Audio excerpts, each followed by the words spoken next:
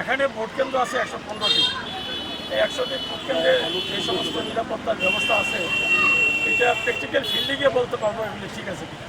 কারণ আমরা বিগত দিনে দেখেছি যে আগের রাতে সিসি ক্যামেরা সব ভেঙে ফেলাইছে।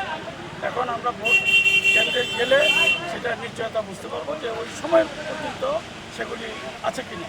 কিন্তু নিরাপত্তার ঝুঁকি কিছু আছে, কারণ এখানে স্বতন্ত্র প্রার্থী যে তার সাথে সব আপনি বহিরাগত সন্ত্রাসীরা এখন আমরা দেখতে পাচ্ছি। এর মধ্যে একটু আগে কাজ করে আটকানো হয়েছে। হ্যাঁ, আমাদের কাছে ভোট কেন্দ্র হোক না, এরকম তার সাথে যারা আছে তারা সবাই চিহ্নিত সন্ত্রাসী, তারা অস্ত্র সাথে নিয়ে করে। কিন্তু এগুলি আইন শৃঙ্খলা রক্ষা বাহিনীকে বলার পরও তারা কোনো পদক্ষেপ নেয় না।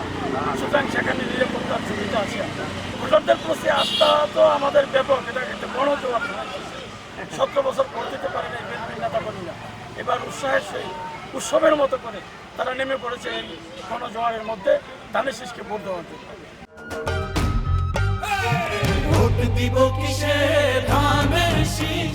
যদি সরকারের পক্ষ থেকে আন্তরিকতা থাকে তাহলে এবার একটা গণজোয়ার সৃষ্টি যেটা হয়েছে, ইনশাল্লাহ ধানের শীষের পক্ষে প্রায় 90%। আইন শৃঙ্খলা রক্ষা বাহিনী আপনার একটি পক্ষের লোকদের খুবই বেশি করে তারা মানে ভূমিকা নিচ্ছে, তাদের বিপক্ষে বলা যায়।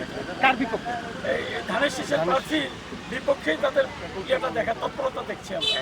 কিন্তু ওই প্রার্থীর পক্ষে যদি বলা হয় যে তাদের বিরুদ্ধে কমপ্লেন করলে তারা কোনো ব্যবস্থা নেয় না, বিশেষ করে পুলিশ প্রশাসন বেশি প্রশাসন ঝুঁকে আছে, কারণ তার অবৈধ টাকা পয়সা আছে এবং তার পক্ষে সন্ত্রাসীরা যখন একটা পক্ষের ঘুরে, তখন কিন্তু আইন শৃঙ্খলা রক্ষা বাহিনীর প্রতি মানুষের প্রশ্ন সৃষ্টি হয় যে আইন শৃঙ্খলা রক্ষা বাহিনী কী করে, তারা কি চোখে দেখে না যে সন্ত্রাসীরা তাদের পিছনে ঘুরছে, তারা পকেটে পিস্তল নিয়ে ঘুরতেছে, কিন্তু তারা কোনো পদক্ষেপ নেয় না। নির্বাচন কমিশনের কাছে আমার কোনো দাবি নাই, জনগণের কাছে দাবি। জনগণ ভোট কেন্দ্রে যাবে, পাহারা দিবে, ভোট দিবে।